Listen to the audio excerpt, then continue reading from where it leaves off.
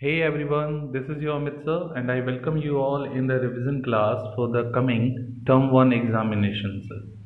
This video will help you to recreate the understanding of the chapter that you have read in the earlier classes. Okay, today I am in front of you with the chapter of the book First Flight. As you can see that the taken chapter is A Letter to God. So without wasting your time, I am just starting, and I am just going to give you the explanation of the all question and answers that I have taken in this PDF. So the first question is, where was Lenko's house situated? Lenko का घर कहाँ पे था? Bottom of the hill, top of the hill, top of a plateau, in a city. कहाँ पे था? तो उसका घर जो है वो बॉटम ऑफ द हिल नहीं था, टॉप ऑफ द हिल यहीं पे था, टॉप ऑफ द प्लेटू नहीं, इनर सिटी नहीं। उसका घर कहाँ था? तो right answer is B, top of a hill. Because chapter में भी ये आया है कि Lenko's house situated on the crest of a hill, and crest का मतलब होता है top of the hill. Second question is, what was the only thing that earth needed according to Lenko? Lanco के हिसाब से उसके खेत को, उस जमीन को किस चीज की जरूरत थी? अ शॉवर की? यस, उस जमीन को एक हल्के शॉवर की जरूरत थी, क्योंकि उसका जो जो क्रॉप था, जो उसका फसल था, वो ऑलमोस्ट रेडी था और एक हल्की बौछार की जरूरत थी। Where did Lenko expect the downpour to come from? Lanco को क्या उम्मीद थी कि जो बारिश आने वाली है वो किस डायरेक्शन से आने वाली है? नॉर्थ से? नहीं। नॉर्थ ईस्ट से? यस, क्योंकि स्टार्ट में ही स्टोरी में ये आया है कि वो 2-3 दिनों से लगातार नॉर्थ ईस्ट की तरफ आंख लगाकर बैठा हुआ था कि बारिश आएगी आएगी आएगी। Next question is, what did Lanco compare the large rain drops? जब बारिश शुरू हुई, it was soft mild rain, हल्की बारिश थी, लेकिन सडनली वो तेज बारिश में कन्वर्ट हो गया। तो उस बारिश की बड़ी बड़ी बूंदों को लेंको ने किससे कंपेयर किया है? सिल्वर कॉइन से? नो। पर्ल से? नो। डायमंड से? नो। न्यू कॉइन से? हाँ, क्योंकि पहले उसने छोटे कॉइन्स को 5 पेसो और बड़े कॉइन्स को 10 पेसो कहा था, लेकिन जब ये अनएक्सपेक्टेड बड़ी बूंदें शुरू हो गई तो उसको उसने न्यू कॉइन्स कहा। Next question is, which crop was growing on Lencho's field? Lencho के खेत में कौन सा फसल लगा हुआ था? कॉर्न? हाँ, तो आंसर यही है कॉर्न। लेंको के खेत में कॉर्न लगा हुआ था, बार्ली, राइस नहीं था। Okay, next is, what destroys Lencho's field? Lencho के फील्ड को किसने डिस्ट्रॉय कर दिया? हैवी रेनफॉल ने? नहीं, रेनफॉल के बाद जो हेल स्ट्रॉम्स आए उसने डिस्ट्रॉय कर दिया लेंको के फील्ड को। The field looked, question number 7, the field looked as if it were covered in dash. Field ऐसा लग रहा था कि मानो कवर हो गया है, किस चीज से? सॉल्ट से? यस, सॉल्ट से। पूरा का पूरा खेत जो है एकदम वाइट हो गया था और लग रहा था कि मानो वहां पर कोई ग्रीनरी नहीं है, कोई क्रॉप नहीं है, और लग रहा है कि सॉल्ट से कवर हो गया है। Lanco compared the quantum of damage with, Lanco ने जो डैमेज हुआ उसके खेत में, जो भी उसके खेत का डैमेज हुआ, उसको किससे कंपेयर किया? Attacks by rats? No. Attacks by crows? No. Plague of locusts? Yes, plague of locusts से उसने कंपेयर किया। टिड्डों का झुंड जब खेत को बर्बाद करता है तो उससे उसने कंपेयर किया, और वहां पर वो कहता है कि a plague of Lactus left more than this hailstorm. Now moving to the question number 9, what was the only hope left in the hearts of Lenko's family? Lanco के घर वालों के दिल में सिर्फ एक उम्मीद बची थी। वो उम्मीद क्या थी? Compensation from government? No. Help from farmers association? Of course not. Help from God? Yes. उन लोगों के मन में एक ही होप बचा था कि अब गॉड ही हेल्प करेंगे। How did Lencho decide to contact his last resort, अपनी लास्ट उम्मीद को, लास्ट रिसोर्स को उसने कैसे कांटेक्ट किया, कैसे कांटेक्ट करने का डिसाइड किया? By visiting them personally? नहीं, अगर हम भगवान के पास पर्सनली जाएंगे तो ये पॉसिबल ही नहीं है। Through a letter? यस, उसने भगवान के नाम का एक लेटर लिखा। Okay, how much money did Lencho ask for? Lanco ने जो है वो भगवान को जो लेटर लिखा उसमें कुछ पैसे मांगे। कितना मांगा? 100 peso?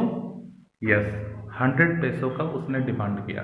Peso is the currency of Mexico. आप ध्यान में रखिएगा, ये मैक्सिकन स्टोरी है और इसमें मैक्सिको की करेंसी पेसो का यूज़ किया गया है और उसने 100 पेसोज मांगे और 100 पेसोज और एक पेसो जो है वो अराउंड 3 और 4 रुपीज़, 3 और 4 इंडियन रुपीज़ होता है। यानी मैक्सिको की जो करेंसी है वो इंडिया के 3 या 4 रुपीज़ के इक्वल है, एक यूनिट। ओके, तो उसने 100 पेसो का डिमांड किया by writing the letter to God. भगवान को एक चिट्ठी लिख करके उसने 100 पेसो मांगे कि God send me the money, इससे मैं अपने खेत को फिर से स्टार्ट करूँगा और जब तक नई फसल नहीं आ जाती है तब तक अपने फैमिली को चलाऊँगा। What was the lemon? What was immediate reaction of the postman on seeing the letter? जब इस लेटर को उसने ड्रॉप किया और जब ये पोस्टमैन के पास आया तो उसका रिएक्शन क्या था? पोस्टमैन ने उसको देखकर क्या सोचा? Laughed wholeheartedly, cried, felt sad about what happened, felt empathetic. इन चारों में से क्या ऑप्शन हो सकता है? तो ऑप्शन है कि laughed wholeheartedly, पूरे जोर से हंसा हो। कि कोई भगवान के नाम को चिट्ठी कैसे लिख सकता है? क्योंकि एनवेलप के ऊपर उसने सिर्फ टू गॉड लिखा था। अब टू गॉड लिख देने का मतलब कि भगवान के पास इसको भेजना है, and it's not possible to send. Okay, the post master was fat amiable man. What is the meaning of amiable? Amiable का मीनिंग क्या होता है? Rude? No. Helpful? No. Friendly? Yes, friendly होता है। जो पोस्ट मास्टर था, उस post office का जो इंचार्ज था, वो फ्रेंडली था। Next is on seeing the letter, the post master was moved by Lencho's. Lencho की किस विशेषता से पोस्ट मास्टर प्रभावित हुआ? अनविवरिंग फेथ, क्योंकि this is a kind of faith. आप भगवान को पत्र लिख दे रहे हैं, this means you are showing the deep faith कि ये मेरी चिट्ठी भगवान तक जाएगी और भगवान हैं इस दुनिया में। ओके, तो unwavering faith. Next question is why did the post master decide to reply Lencho's letter? उसने लेंको के लेटर को बिना पढ़े डिसाइड कर लेता है कि मैं इसके लेटर का रिप्लाई करूंगा। क्यों? क्योंकि he was a good man? No, of course he was a good man, but this was not the reason. He felt empathetic? No, ये भी नहीं। To preserve Lencho's faith in God, हाँ, भगवान में लेंको के विश्वास जो था उसको बचाए रखने के लिए, क्योंकि ये तो तय था कि उसका कोई रिप्लाई आने वाला नहीं था और अगर उसको रिप्लाई नहीं मिलता तो लेंको को ऐसा लगता कि दुनिया में भगवान है ही नहीं, गॉड है ही नहीं। Okay, what else did reply demanded apart from goodwill, ink and paper?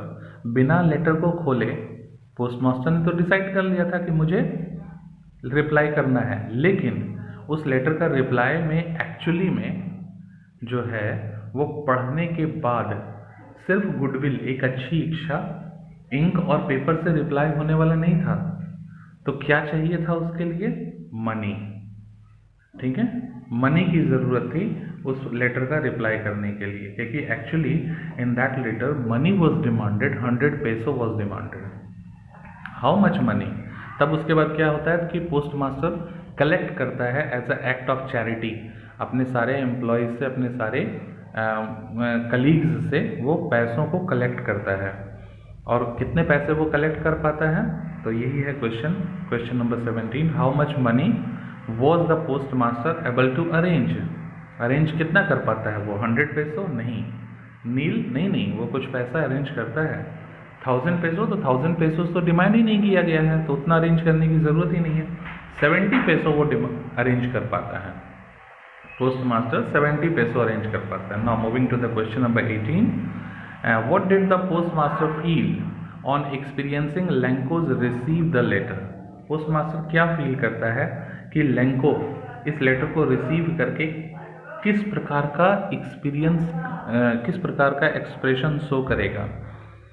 Contented, yes contented. वो ऐसा सोचता है कि लेंको को जब यह लेटर मिलेगा तो वो कंटेंट फील करेगा, संतुष्ट फील करेगा.